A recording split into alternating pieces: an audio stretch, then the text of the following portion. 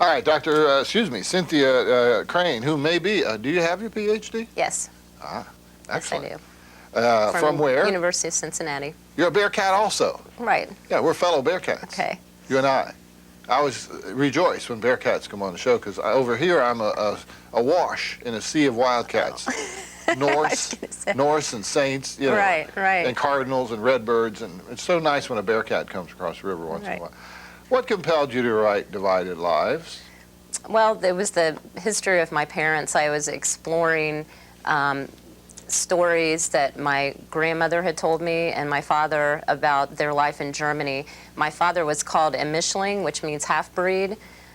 It was Hitler's term.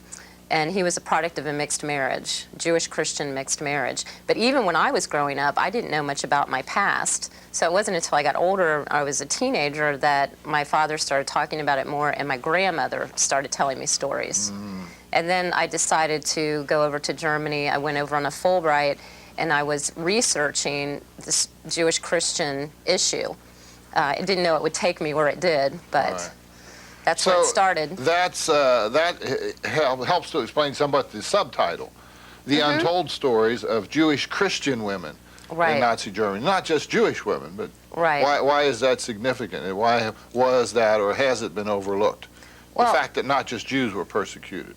Right, very little's been written about it. I mean, there have been a few chapters written in history texts about the Mischling or the half-breeds, but I'm not certain why there hasn't been a full-blown book written about it. I'm really one of the first to do it. How did you find these 10 ladies, and how did you get them to talk with you? Well, that was difficult. It took about 6 months, and I had to talk with community leaders. I was primarily in Hamburg in the north, which is a big city, second largest city in Germany. And I also got announcements placed in major newspapers. And when that happened, I started to get letters. And that didn't mean that they necessarily wanted me to talk to them, but they would at least tell me they existed. And, and then it was a slow process of whether or not they would allow me to come and talk and that they would do their story. Sometimes I'd get there and they'd change their mind, or I might have to come back another day. So it wasn't an easy process for them to talk about it. Right. So these are definitely untold stories. They had not, most of the women had not told anybody. One has actually taken her license then, correct? Correct. Did I read that? That must have hit you real hard. Yeah, it did, actually. It was a year after I'd been there. Now, most of these ladies are 70-ish, 75, pushing 80 probably. Some in their 60s, and the oldest was in the late 80s. Well, it resonated with me because I was born in 1940, and as I read it, I went, holy smoke, these women I'm reading about are only a couple of years older than I am. Right. And they were girls and teens during the 30s, late 20s, 30s, and on into the 40s in some cases. Why did you describe their attire and their immediate surroundings? You begin each story with what they're wearing.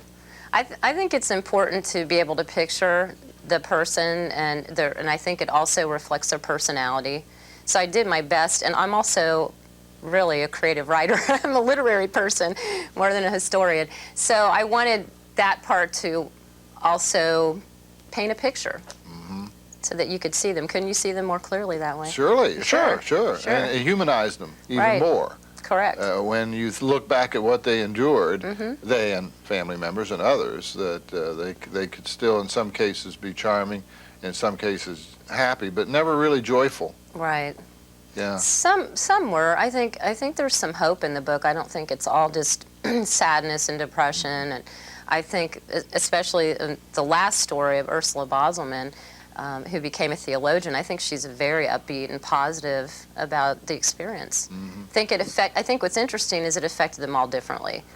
You use a couple of German words or expressions, but none of the text is in German. Correct, it was translated. Some of them would weave in and out from German to Irish in there to talk with you. Why was that? German and English. Or German and English. Right, what did I say? It's the stew. German and English. The Irish stew has driven me crazy.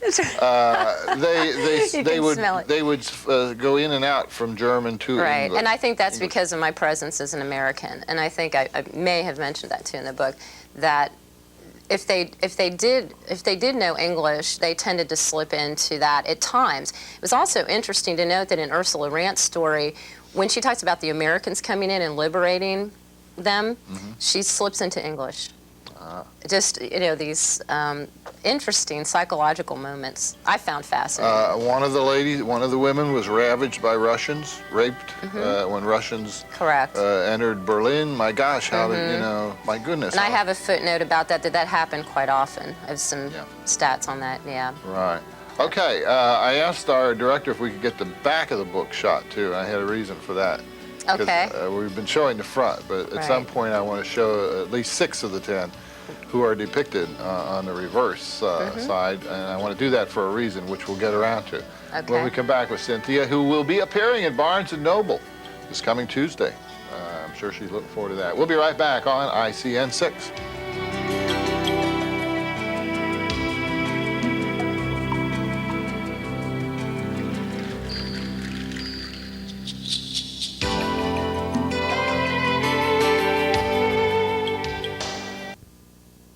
I read Divided Lives, Cynthia Crane, Professor Cynthia Crane with Raymond Walters College here in the Tri-State, actually.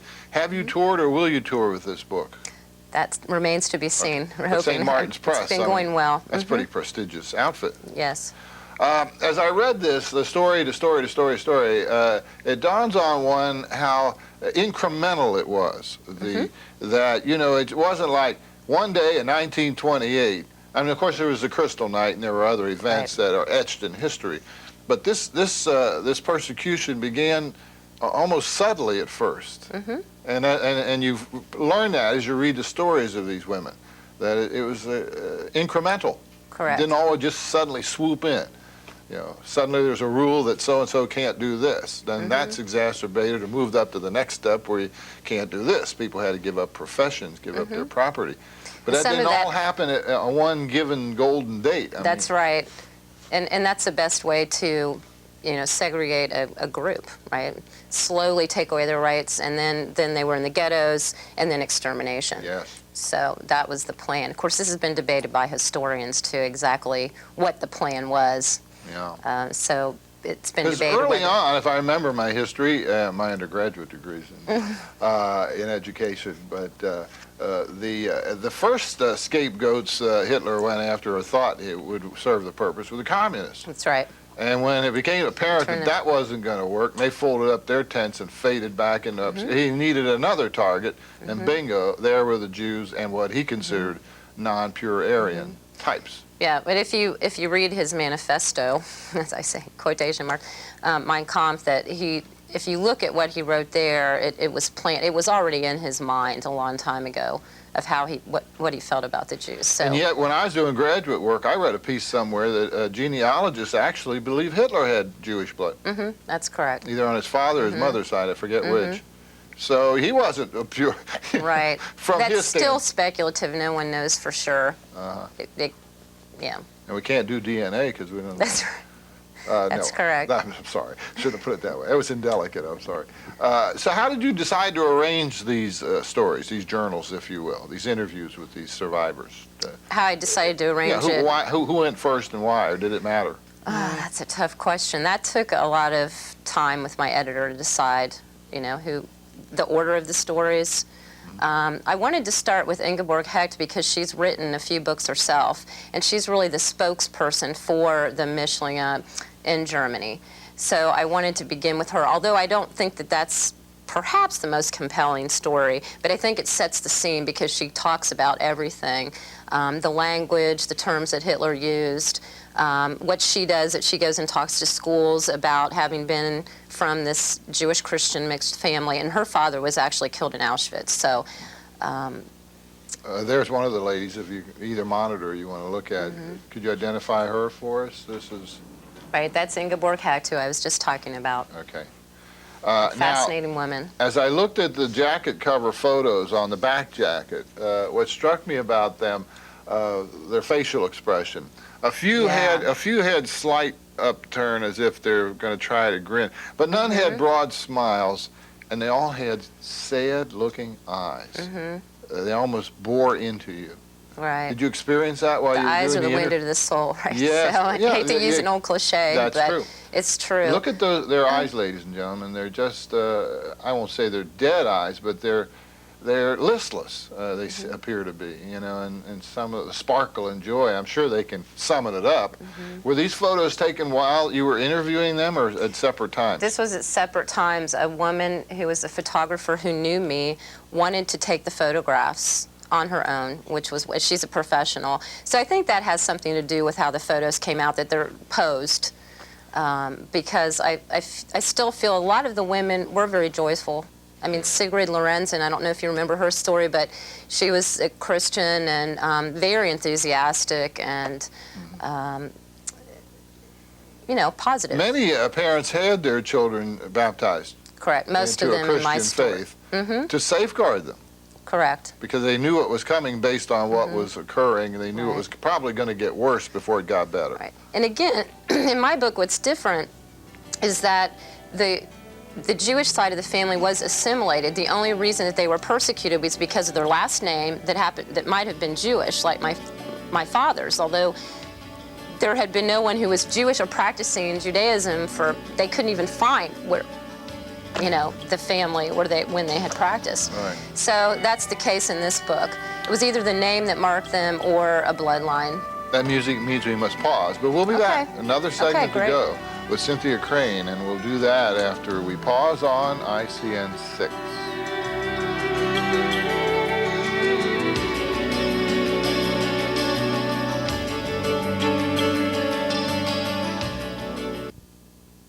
Author of Divided Lives, who will be appearing at Barnes & Noble next Tuesday in Florence, 7 or 7:30, something like that. It's January 9th. January 9th. So that's next Tuesday at 7 o'clock. There we have it. So talk about dysfunctional families, to borrow an expression from a friend of yours and mine. Yeah. Boy, were there ever back during this time. But a strain you wanted to stress before we run out of time is that part of the derivation of the title Divided Lives? Yeah, that was part of it. That you would have one side of your family who is considered Jewish or who's Jewish and were being deported, and the other side that was considered Aryan, they were Nazi sympathizers. So here you're in the middle of these splits in the family. Now, had Hitler not come to power, this wouldn't have happened. When you talk about dysfunctional families, most of the time everything was going well for the families. That they got along well. That the Jews who had left the faith or had been assimilated. So it was just because of this time period that tore them apart. Many people were executed who had family members who were Nazis. How they weren't? That didn't make any difference to the. No, that was the Jewish side of the family. So it did happen in these stories. All right, a few more photos. And there's no sense when it comes to some of this, especially with the Michelin, with the half-breeds.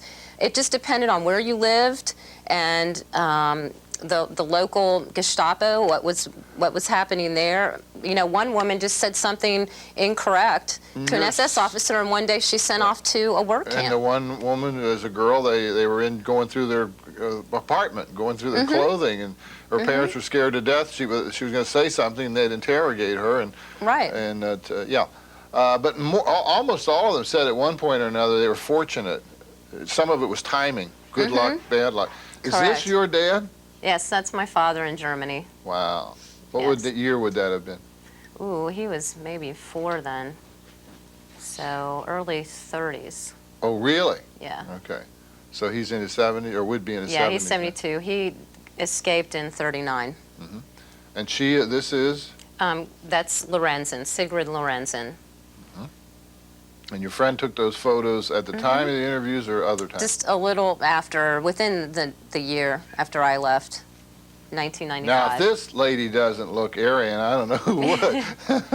That's interesting because in her story, that's Ingrid Becker, in her story, she does talk about going with her mother to prove that they are Aryan. They went to Kiel to prove that they were Aryan, so that her mother could be considered half Jewish and she could be considered quarter Jewish. And it passed. The judge knew that they weren't telling the truth, but they let him go. Came back riding in the train on top on the coal with the wet rain coming down. That's a different story. Oh, that's Ursula, right? I'm mixing my stories. Right. All right. And this? That's Ursula Baselman, who was a dancer illegally during the Third Reich. She wasn't allowed to dance, but this woman was kind enough to let her dance with the troupe. And then after the war, she became a theologian. All right. Very fascinating story. Okay. I wonder why more people don't seek to get revenge, retribution. I remember when I was a kid, That's a couple of guys jumped me one question. day and busted my lip open. One guy cold cocked me and hit me and busted my lip open, and it hurt me, and I was furious. And I ran into him about 2 months later without his buddies, and and just the look on his face. Hey man, they made me do. He was scared to death I was going to punch him, beat him up. Well, that's I'm what's... not like you. I don't pick on people. I think that's what's interesting about the book, because they're living essentially with their persecutors. Right. So for 12 years, they weren't German anymore. They were considered Jewish. You know, the mother walked in and said to the child, by the way, I'm Jewish. And the child knew what that meant then at that time, because it was 1935, and they knew in school what was going on. A lot of people probably And they're still living there, and they're not comfortable. As you could tell from the book, that one woman said, I'm most comfortable in America or Israel or England. So why do they stay? It's their home? I think it's the homeland and Their the roots? language. The language? The language is a big issue. Sure. And, but they did have to, it's interesting enough, when the war ended, that they were saying, well, I'm Jewish, because they couldn't say they were German. Then they might have been hurt or, attacked by people assuming they were Nazi. So they used that then at the end, when the war ended, to protect themselves, which is an irony. I didn't make a note about her specifically, but the thrill the one expressed when the Americans liberated the area that she was in, that was really touching. Yes, it's very interesting. Apparently There's really... a lot about America in the book, actually, because they do talk about it. If anybody's interested, they can go to the website, dividedlives.com, and there are excerpts there, there's photos, all kinds of information. Good.